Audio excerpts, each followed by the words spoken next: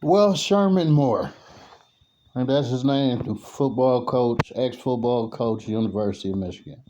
My analysis, my observation of what I see that nobody else sees. I think what he did was it was definitely a crime, not justifying what he did on a moral level. But I'm gonna give you an analogy where it makes sense to you. When they alleged or said he had a butter knife, right? If he was really trying to harm himself, they put emphasis on he said he wanted to hurt himself. If he really wanted to hurt himself, he would have had a real knife. He was trying to get attention. Look, he knew the heat was coming down. I'm telling you, he dumb, but he ain't that dumb. He's an Aquarius. I don't even like this dude. I'm serious. I'm just being honest. I don't like him. Yeah. No, I don't like him, but at the same time, I'm just saying what I call right is right. I feel he cheated, but I feel they cheated on him. I feel it was an overlay for the underplay with the old coach name, Harborough, whatever name, Marlboro, Hardballs, Hardballs, Jim Hardballs, whatever his name was. Well, shit, I got another one. I call him Eli Musty.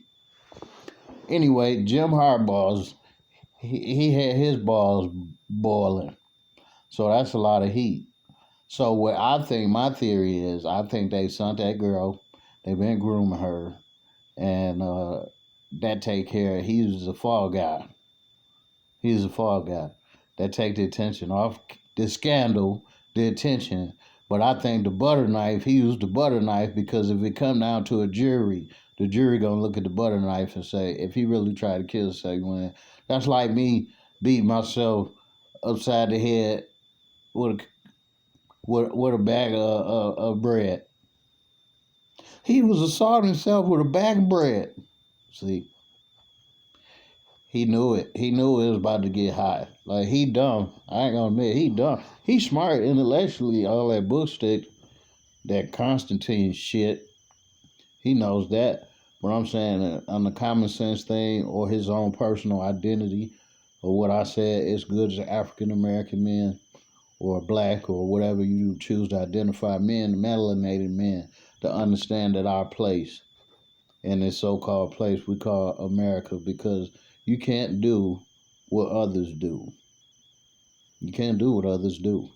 But I don't believe, like I said, that he just cheated. I believe that he was fooled. I believe he was fooled, and in the hood we call that the overlay for the underplay. Cause look, they ain't think about hardballs no more. And then it's allegedly that they lost $20 million in some type of scandal, and they got a whole history of scandal. I used to live out there. Yeah. So what he did was cause attention to himself. Yeah, he gonna take that little. He probably do a year in the county. He ain't going to prison like some of y'all haters. I don't want him to go to prison because I don't think he deserved that.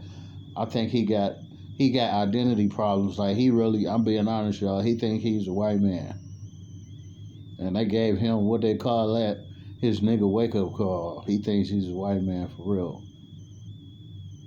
You better stay in your place, boy. Did you know this? Is what I found out in slavery too. Did you know there was a technique in slavery that they used in Mississippi, where they used anger as a motivating factor? The philosophy that the slave drivers had in Mississippi, different than other places, was this: they believed that if you kept your slaves unhappy, that you get more productivity out of them. That's right. So if they catch you in there having fun, they get on your bumper. Boy, you in there having fun? No, sir. Oh, you lying to me, boy? I'll come in there and bust your back. They'll say something like that. Or just do it. You couldn't laugh and have too much fun. Do your research. You couldn't have your fun under Mississippi style slave driving. You might have a little fun down in Kentucky or somewhere, a little bit, but no fun in Mississippi. And they found out that there was actually slaves all the way into the 60s, but they disguised the name, called them sharecroppers, but they were actually subjected to subservient living conditions, inhumane conditions, In Mississippi, this was all the way to the 60s. Now let that register. They had slaves in the 60s in Mississippi.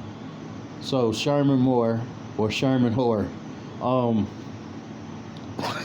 Sherman Hoare, he's just being a whore. That was all he guilty. He was being a whore. He a goofy. Man, come on, man. With that much money, most dudes in the hood without an education GED, come on. With $1 million, man, they ain't thinking about no girl. You know how many girls you can get with $1 million? See, that's how you know he was a square old sucker, old suburban narcissist. That's all that was.